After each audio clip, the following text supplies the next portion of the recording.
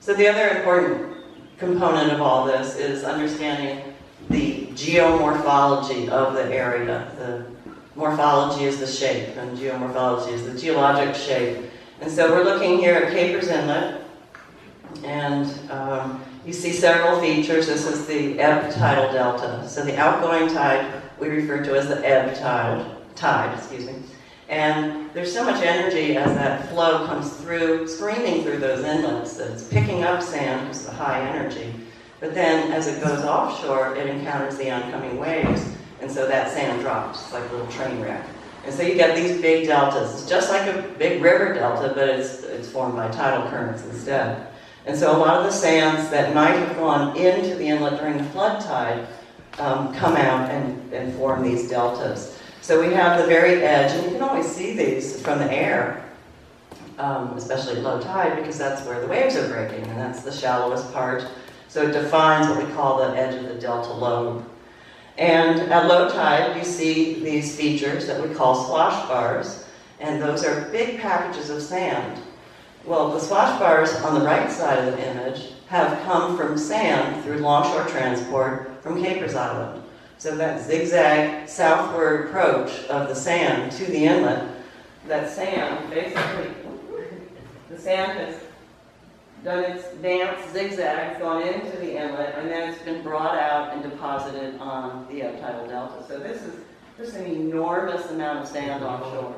These bodies of sand are often submerged at high tide, but they're critical bodies of sand because eventually the waves and the offshore flow, that ebb tide, brings that sand farther offshore, and some of it migrates around.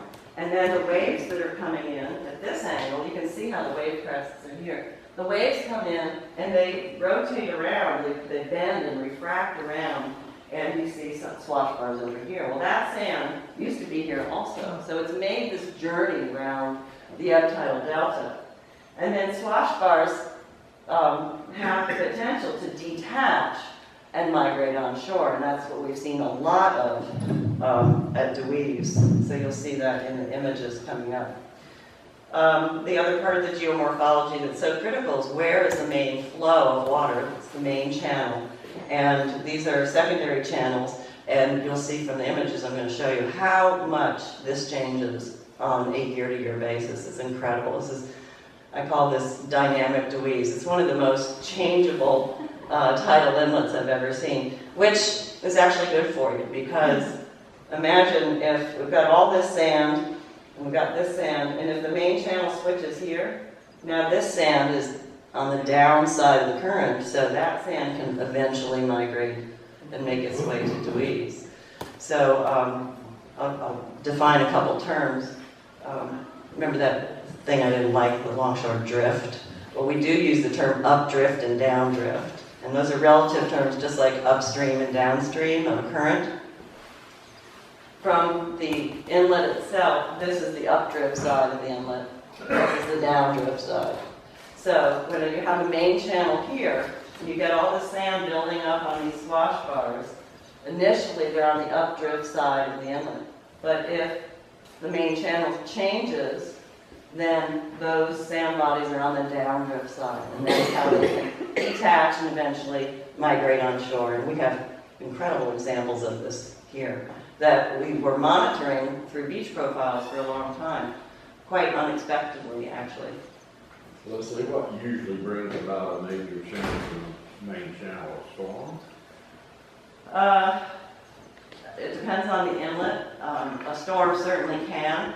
Breach Inlet still hasn't changed. You know, if you've ever seen how that main inlet takes a dog leg south, and I've just been waiting for it to straighten out. Mother Nature wants to go straight, so there's so much sand there it hasn't gone straight. So I think it's more in your case that this sand, this isn't very deep, and the sand is quite mobile still, so it can move around more than at a place like Breach.